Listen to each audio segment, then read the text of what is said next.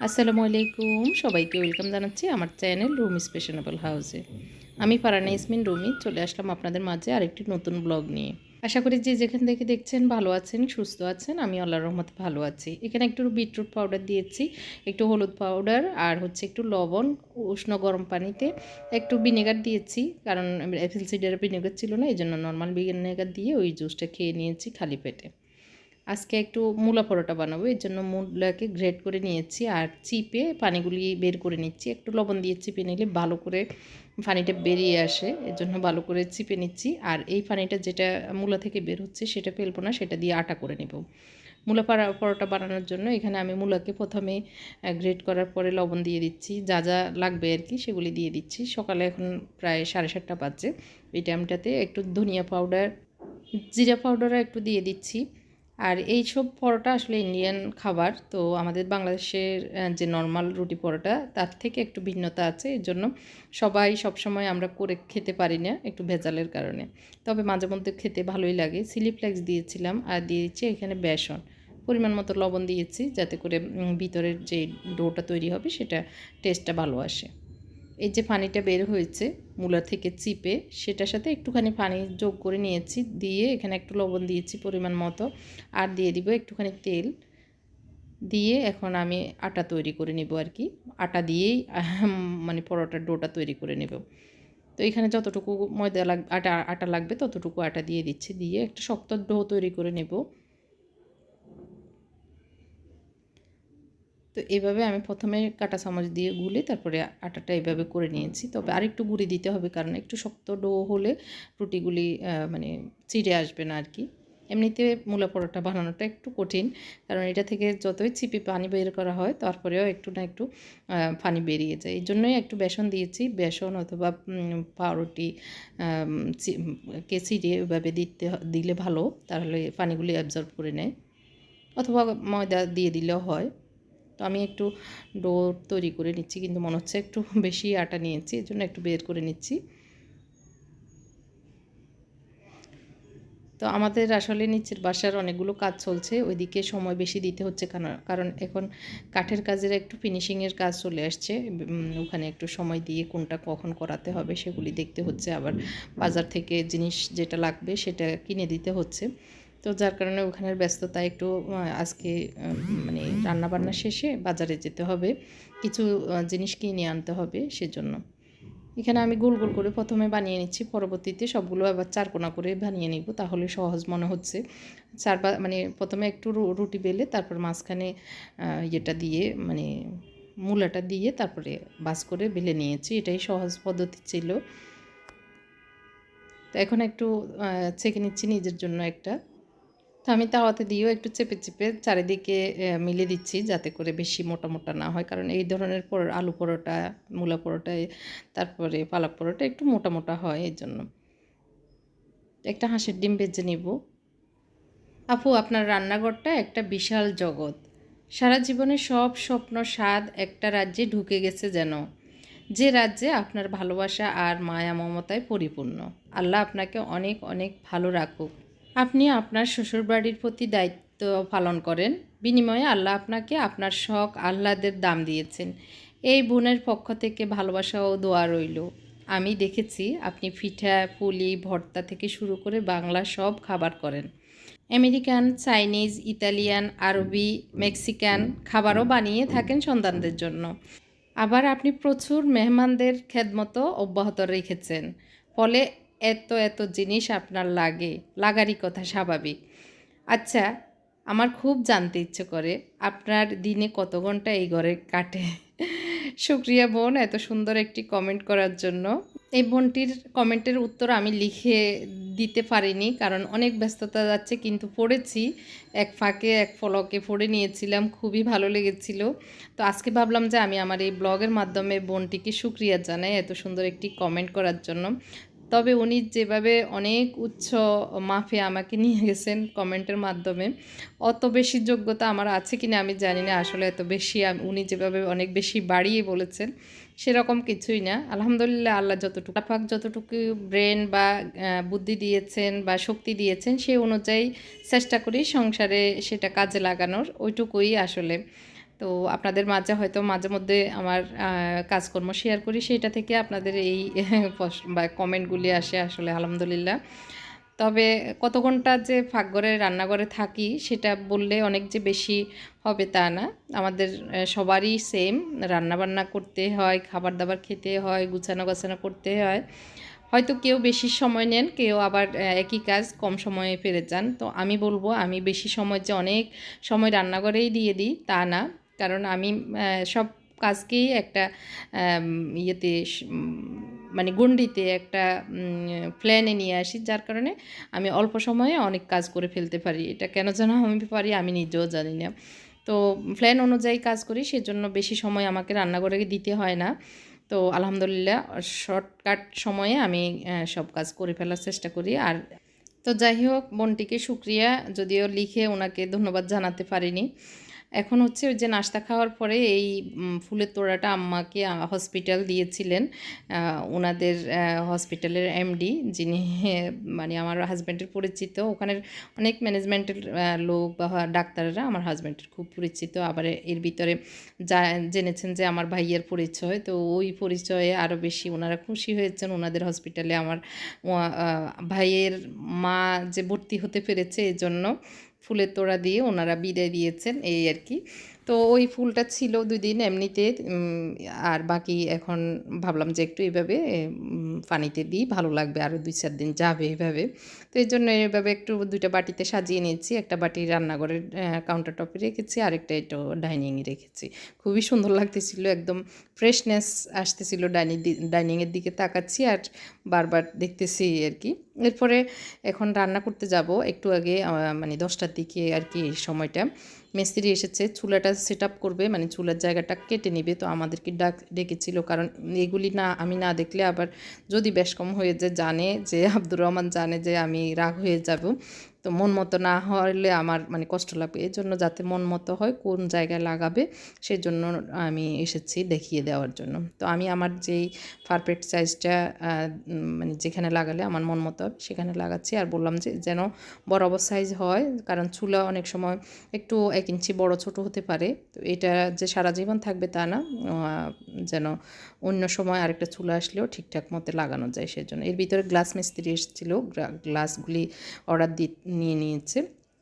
পরবর্তীতে আবার ওই যে চুলার যে খোঁপটা কাটা, যে অংশটা কাটার দরকার সেটা কেটে নিচ্ছে। রান্নাঘরের ক্যাবিনেটগুলি হয়ে গেছে, ফিনিশিংয়ের কাজ চলছে। তো আস্তে আস্তে আমি দেখাবো কি কি কাজ করিয়েছি। একদম সিম্পল একটা ঘরকে আমরা কিভাবে একটু অল্প খরচে মানে জটফট করে সুন্দর করে নিজেদের মন মতো করে নিতে পারি প্ল্যান অনুযায়ী, সেটা ধীরে ধীরে দেখাবো। রান্নার জন্য চলে এসেছি, যা যা রান্না করব। ব্রোকলিকে একটু হালকা ভাপ দিয়ে নিয়েছি, বাটা মাছ নিয়েছি, মুরগি গোস্ত নিয়েছি, একটু মূলা নিয়েছি, এগুলি রান্না করব দুপুরের জন্য। এখানে প্রথমে আমি একটু ব্রোকলি মাছ দিয়ে রান্না করছি। কখনো মাছ দিয়ে রান্না করি না, বিশেষ করে ব্রোকলিটা আমি বেশি বা ওই যে হালকা একটু সিদ্ধ করে খেয়ে নিই, সালাতের সাথে ইউজ করি, চাইনিজ খাবারে ইউজ করি। তবে আজকে একটু তেলাপিয়া মাছ দিয়ে রান্না করছি, কারণ এই 2টা ব্রোকলি এনেছিল, আমি অলসতা করে আর কি ফ্রিজে রাখিনি, যার কারণে ফুটে গেছে। তো এই জন্য ভাবলাম রান্না করে ফেলি, খাওয়া হয়ে যাবে দুপুরে রাতে। তো একটু আমি হলুদ দিচ্ছি না, বাকি মশলাগুলি দিয়ে প্রথমে পেঁয়াজগুলিকে কষিয়ে নিয়েছি, একটু লবণ, কাঁচামরিচ, তারপর হচ্ছে রসুন আর গুঁড়ো মরিচ দিয়েছি, দিয়ে ভালো করে একটু বেজে নিচ্ছি আর কি, কষিয়ে নিচ্ছি। হালকা একটু স্টিম করে নিয়েছি আগে। তো 2 পিস আমি ভাজা মাছ দিয়ে দিয়েছি, এই 2টাকে একটু ভেঙে টেঙ্গে এই সবজিটা রান্না করে নিচ্ছি। একটু উষ্ণ গরম পানি করে নিয়েছি, সেটাই দিয়ে দিচ্ছি। আর এদিক দিয়ে বাটা মাছটা এভাবে একটু সব কিছু দিয়ে মেখে টেকে রান্না করব, এর জন্য সব কিছু দিয়ে দিচ্ছি। একটাকে বসিয়ে দিয়ে আমি পাশাপাশি অন্যান্যগুলো রেডি করে নিই, যাতে একটার পর একটা হয়ে যায়। এদিক দিয়ে মূলা বসিয়ে দিচ্ছি একটু পানিতে, কাঁচামরিচ, পেঁয়াজ, রসুন, তারপরে গুঁড়ো মরিচ, গুঁড়ো হলুদ, লবণ, এগুলি সবগুলো পরিমাণ মতো দিয়ে দিচ্ছি। মূলার জন্য পানি ফুটতেছে, এদিক দিয়ে মাছটাতেও হলুদ, মরিচ, তারপরে একটু লবণ, এগুলি দিয়ে দিচ্ছি। পাশাপাশি ওই যে ব্রোকলিটাও দেখছি, সেটা বেশি একটা সিদ্ধ করব না, হালকা একটু যেন ক্রাঞ্চি থাকে সেই সময় নামিয়ে নেব। আর যখনই সবুজ আইটেম রান্না করা হয় তখন একটু যদি আগুন বাড়িয়ে রান্না করা হয় তাহলে কালারটা সুন্দর থাকে। এই জিনিসটা খেয়াল রাখলে সবজিটা ভালোই লাগে আর কি দেখতে। এখানে মাছে একটা 2টা টমেটো দিয়ে দিয়েছি ছোট সাইজের আর কি। আর মূলার পানিটা শেষে মানে ভালো করে ফুটে উঠেছে, কষানো হয়েছে, এর জন্য মূলাটা দিয়ে দিচ্ছি। সবাই খাস করে আমার আম্মার জন্য একটু দোয়া করবেন। আমার আম্মা আসলে যদিও ভর্তি করিয়েছি অনেক ডাক্তার দেখাচ্ছি, কিন্তু ওনার যে প্রপার সুস্থতা সেটা এখনও আসেনি। ওনার পেটে ব্যথার জন্যই আসলে গ্যাস্ট্রো লিভার হসপিটালে ভর্তি করানো বা অনেক পরীক্ষা নিরীক্ষা এন্ডোস্কোপি করা সবই করেছি। পরীক্ষায় তেমন কিছুই ধরা পড়ছে না, কিন্তু ওনার পেটের ব্যথাটা একটু কমেছে, কিন্তু পেটের উপরের পেটের দিকে আর কি চামড়ায় ব্যথা মানে যন্ত্রণা আর কি টাইপের, এইটা যাচ্ছে না। এটার জন্য খুব কাহিল হয়ে গেছে, দুর্বল। এই জন্য আমরা সবাই চিন্তিত, চেহারাটেরাও কেমন যেন হয়ে গেছে। তো দেখি আরও কোনো মানে কোন ডাক্তার দেখাবো সেটাও বুঝতেছি না। গ্যাস্ট্রো লিভারের ওখানে কিন্তু সার্জিক্যাল ডাক্তারই দেখেছেন, ওনার আন্ডারে ভর্তি ছিলেন, তো উনিও তেমন কিছু পাননি। তো সব মিলিয়ে আর কি একটু আম্মাকে নিয়ে পেরেশানিতে আছি, যদিও বা নিচের কাজকর্ম করাচ্ছি, কিন্তু বাবা মানে প্রায় সময় কান্না করে উঠে, তোর আম্মুর এরকম কেন, তোর আম্মার ভালো নাই কেন, মানে এরকম কেন যেন এরকম হচ্ছে, মানে শান্তি লাগতেছে না এরকম আর কি। বাবারও ভালো লাগতেছে না, মন দিল বসতেছে না কাজে কর্মে। তো একটু আপনাদের প্রতি আমার রিকোয়েস্ট থাকবে আমার আম্মার জন্য খাস করে দোয়া করবেন। আর যদি আপনাদের কোনো কিছু জানা থাকে, কোনো টিপস দিয়ে কেন ব্যথা করছে বা পেটের উপরের অংশে যন্ত্রণা এটা কেন হচ্ছে, যদি কারো জানা থাকে একটু কমেন্ট করে জানাবেন। এদিক দিয়ে ব্রোকলিটাও হয়েছে। এখন চিকেনটা একটু হাড়সহ, এগুলো যে মেহমান এসেছিলো তখন চিকেন ফ্রাই করেছিলাম, তো তখনকার ওই সময় তো 12টা মুরগি এনেছিলাম। তো 12টা মুরগির যে এই যে হাড় টাট ছিল, পাটা ছিল, সব মিলিয়ে আর কি এগুলি রান্না করছি। মাঝে মধ্যে এগুলি খাওয়া শেষ করে দরকার, এর জন্য।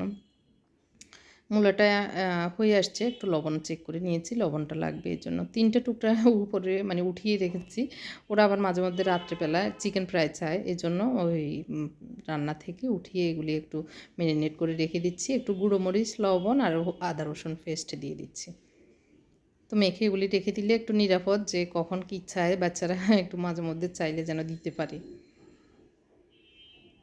ওই যে বাটা মাছটা সব কিছু দিয়ে রেখেছি, এখন মূলা নামিয়ে তারপরে এই মাছটা দিয়ে দিব। প্রথমে মাছটা বসানো উচিত ছিল, কিন্তু মূলা বসিয়ে দিয়েছে আর ওইটা নামাইনি। একটু পানি দিয়ে জাস্ট একটু সরিষার তেল দিয়েছি, সয়াবিন তেলও একটু দিয়েছি, দুইটাই দিয়েই রান্নাটা করে নিচ্ছি। মূলার হয়ে গেছে, এখন ধনিয়া পাতা দিয়ে নামিয়ে নিচ্ছি। তো রান্নাবান্না শেষ করে তাড়াতাড়ি করছি, আমি আবার বেরিয়ে যাব, একটু কিছু কেনাকাটা করতে হবে আমাদের ভাইয়াদের আর কি। মেন রোড যেটা সেটা চেঞ্জ করব, ভাইয়া বলতেছে ওইটাও চেঞ্জ করে নিতে। আমি বলতেছি ওইটাকে আমরা ঠিকঠাক করে নিব তাহলে হয়ে যাবে। বললো যে না, সব যেহেতু ঠিক মানে একটু চেঞ্জ হচ্ছে, মেন রোডটাও একটু চেঞ্জ হোক, এটা আর কি। তো এই যে বাটা মাছটা রান্না করে নিয়েছি, তো এই জন্য মেন রোড কিনবো, একটা কিচেন হুড কেনা লাগবে, তারপরে কিছু আরও মানে টুকটাক জিনিস লাগবে, আবার গ্রানাইট লাগবে।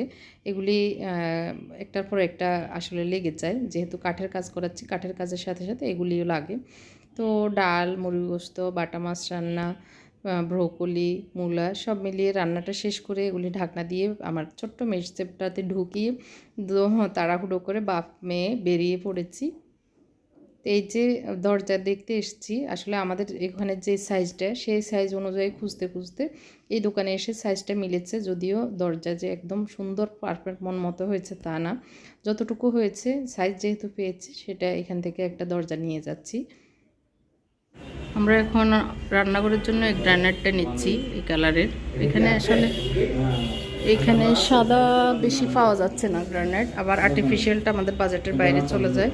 এটা সাদার ভিতরে গোল্ডেন কালার, আর একই প্রাইসে এটাও আছে, কিন্তু এটা চেয়ে ওইটা ভালো লাগছে বেশি, এর জন্য ওইটা দিচ্ছি। যে কারণ হচ্ছে চুলা কালো, চুলার সাথে এটা আবার বেশি কালো কালো লাগবে মনে হচ্ছে, ওইটা একটু ব্রাইটনেস আছে, এর জন্য এটা দাম টাম করে আমরা একটু কমে সমে নিচ্ছি আর কি, না হয়তো দাম বেশি গ্রানাইটের। এগুলো হচ্ছে মার্বেল পাথর সব।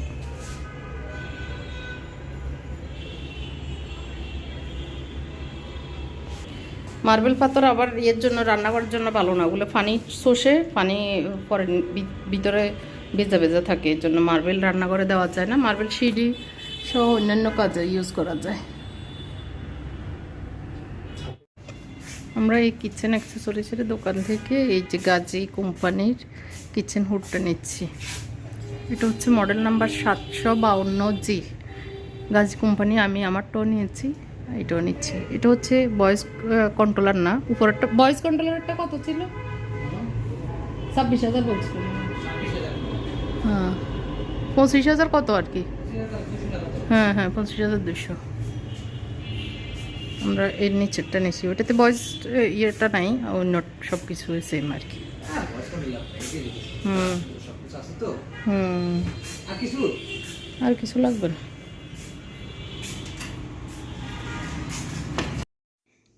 তো ভিডিওটি কেমন লেগেছে আপনাদের কাছে কমেন্ট করে জানাবেন। সবাই ভালো থাকবেন। এই তো কেনাকাটা, তারপরে ঘরের কাজ, এগুলি দেখানো একটু একটু চেষ্টা করছি, কারণ প্রতিটা দেখাতে গেলে অনেক লম্বা ভিডিও হয়ে যায়। তো সবাই আমাদের জন্য দোয়া করবেন। আল্লাহ হাফেজ, আসসালামু আলাইকুম।